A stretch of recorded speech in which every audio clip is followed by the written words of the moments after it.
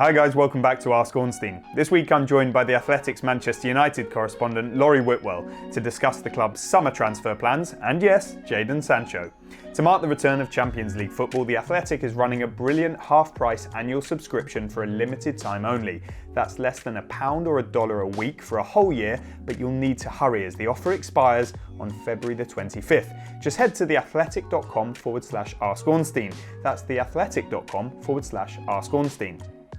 Before we get started, I just wanted to ask, which one area do you think Manchester United need to strengthen most this summer? Let me know in the comment section below and I'll reply to my favourites. Laurie, thanks very much for your time. We're still in the middle of the season, but already some minds are starting to turn to the summer transfer window, not only at Manchester United, but at many other clubs as well. So I wanted to start by giving our subscribers and audiences an overview of what you think United could be looking to do in the next transfer window. Hi David, thanks for having me. I think that, as you've written in your column this week, centre-back situation is something that needs addressing. We've spoken about United's goal-scoring record this season, but the goals conceded is far too much for a team that wants to be winning titles, and I think a proper reinforcement in that area is due. I also think centre-forward, I know that Edison Cavani's done really well for Manchester United, but he's not a long-term solution to the problem of United's number 9 situation. And I think that might be something that they look at as well, with Anthony Martial continuing to hit a little bit of difficulties in that position.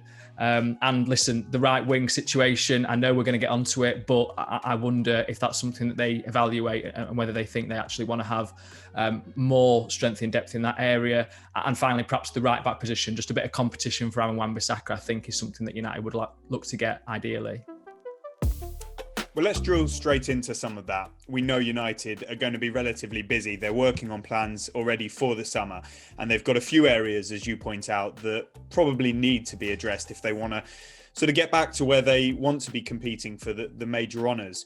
In Monday's column, which our subscribers can go and have a look at on The Athletic now, I explained my understanding that although there is still an interest in Jadon Sancho, it's perhaps not quite as hot as it was this time last year and going into the summer window. There are probably a number of factors involved in that, such as the finances, the priorities of other positions, also in and amongst that, not a sole reason, this continued rise of Mason Greenwood, the new contract that he's been given. But there's always a window there, because somebody like Greenwood can play in various positions. If the deal that is potentially presented to United by Borussia Dortmund or intermediaries is more attractive, with Jadon Sancho a year closer to the end of his contract than he was last summer, that contract expires in 2023, then I definitely don't think United will rule it out. We know the background and it could happen. The Sancho thing perhaps isn't as essential as it felt like it was last season. Clearly the leverage in the situation has shifted somewhat. I think Borussia Dortmund wouldn't get anywhere close to what their demands were last summer, and United are aware of that, and I can understand United therefore taking a step back and thinking, well, let's assess the situation in the summer. It's not necessarily a position that they are absolutely determined to add to. I can hear the audiences therefore saying, well, where are the priorities? And we touch upon that in the column. You spoke about it at the top. Among them are the striker and the centre-back. Now, it's been explained to me for a while that United have been very closely looking at both areas. When it comes to the crunch, and a lot of this will be determined by targets, need, finances, availability, etc.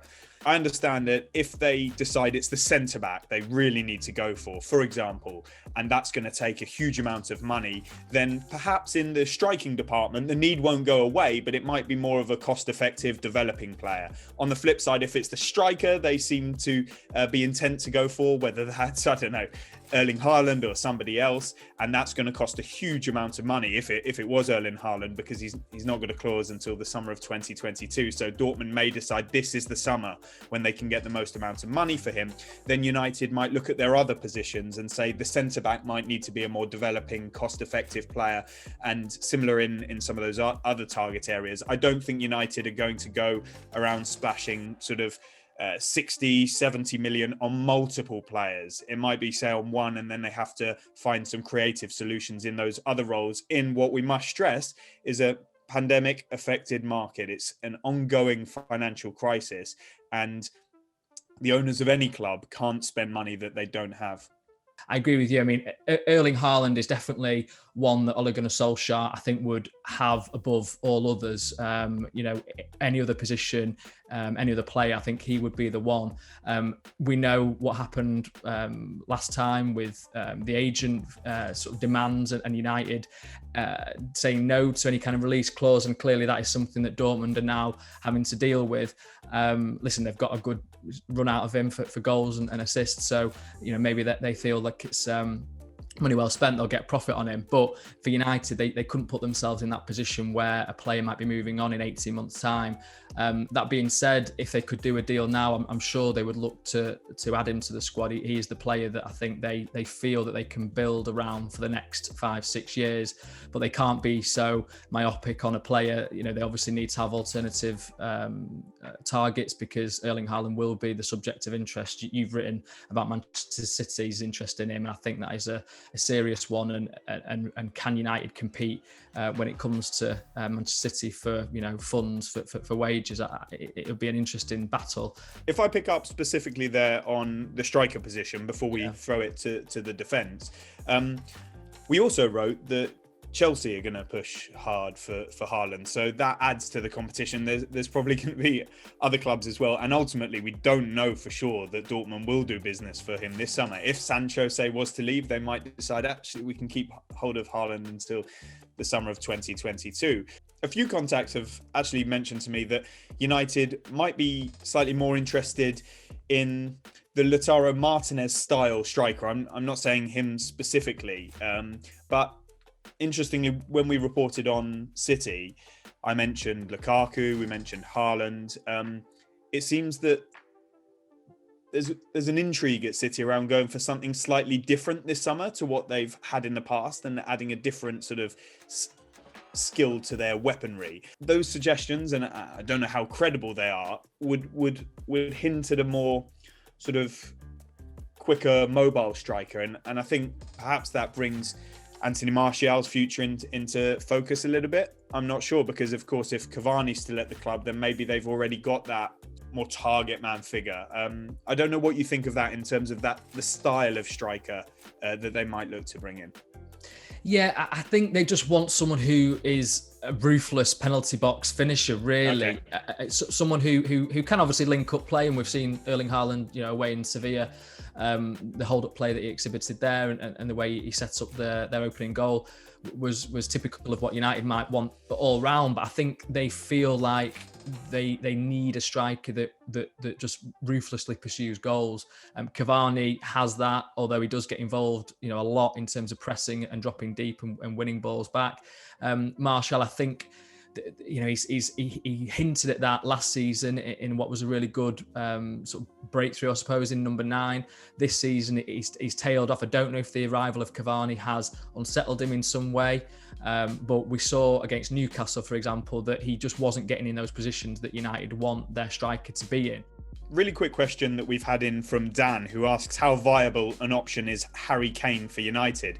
I'll briefly say that he's going to be incredibly difficult for any club to prize away from Tottenham because of the fee that it will demand for a player who's under contract until 2024. And Daniel Levy will just be absolutely reluctant to deal with any kind of domestic rival. What do you think? I mean, United have had difficulties dealing with Tottenham in the past, and certainly there's been some funny stories about the lengths that the fact that perhaps that's why they didn't go for Luka Modric, for example, when he was on the move from Spurs. You look back to Michael Carrick and Dimitar Berbatov for other transfers that United have found difficult to do with Tottenham. So I don't think there's any particular appetite to eagerly get drawn into a kind of negotiation with Tottenham and Daniel Levy. I need to flip it over to the centre-back because that could be the key area, as we've explained already, that United decide to focus on in the summer. Linked with so many names, the likes of Kounde at Sevilla, Varane, I think there's credible interest there, but Real Madrid are going to fight tooth and nail to keep hold of him. I think there's suggestions that they'll offer him the captaincy, etc. if Sergio Ramos leaves. Tyrone Mings is a player they've been linked with at various points. Our understanding is that there were some conversations maybe a year or so ago, or he was on a list at least, let's say. We don't know if that's still the case now. You don't need to put your neck on the line too much here, I hope, but Max has asked, who's the best and most realistic candidate for central defender, just in your opinion? I think just because of the way that you'd think that Sevilla would do business, Jules Kounde is one. I think he's got a good pedigree, he's at a good age, a lot of the characteristics that United want, and you could see how that deal could happen. I think Varane, the allure of Real Madrid would be quite a lot to leave, and Tyrone Mings, they might feel like they want someone with sort of proven European pedigree, albeit Tyrone Mings has played for England. I think they might want someone with that kind of club competition background as a partner to Harry Maguire. I just want to finish quickly with something that loads of our readers picked up on from the Monday column. It was your piece on the Wayne Rooney situation. Not only have United signed some players from Derby, but Rooney, Manchester United legend, and that's why it's resonated with so many of the fans that have read it, really appears to be getting to grips with things at Derby and making an impression as a young manager. Yeah, I really enjoyed hearing about this actually. Just in terms of, we often wonder how, elite players, world-renowned players are going to go into management, and he is taking a holistic approach to managing the club there. So, yeah, hauled the under-23s and under-18s in for a big meeting, sort of laid down the law, really. I quite enjoyed hearing about that, and obviously, in the other direction, three, I believe, under 15 players or players under the age of 15 are signing for Manchester United for a deal, combined £750,000 roughly, which is quite a significant fee for players of that age. It will help Derby's finances. They're obviously in a little bit of a tricky position with the takeover taking long to complete. I think it seems like a good deal. It seems like Rooney has a good relationship with Manchester United, which is, pleasant to hear. But it's not a case of, Rooney doing his old club a favour here. This is very much United looking at the situation of Derby, seeing a potential opportunity, scouting the boys and deciding to push the trigger on it. I think we're going to be talking about this sort of the advances United are trying to make on the youth side. They've lost a lot of ground. Could that be a way that they look to go through in the future? And I'm sure we'll cover it. So, mate, thank you very much indeed. And you've given us plenty of food for thought going into the summer. Hi, everybody. Thanks for watching. Subscribe to this channel to get the latest from this show, Ask Ornstein, as well as other videos and podcasts from Tifo and The Athletic. Make sure you check out the Ornstein and Chapman podcast too. Free to listen wherever you get your podcasts and ad-free when you subscribe to The Athletic.